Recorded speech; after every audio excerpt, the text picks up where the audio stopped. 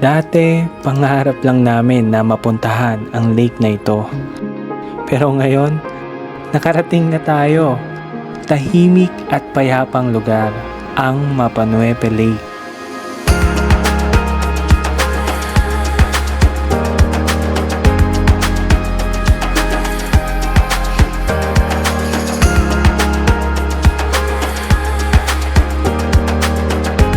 Sa video na ito, sabay-sabay tayo mag-relax at damhin ang kalikasan.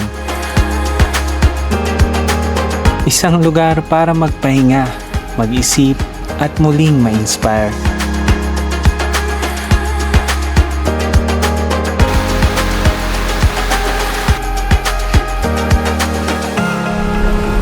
Ang sarap balikan ng kalikasan.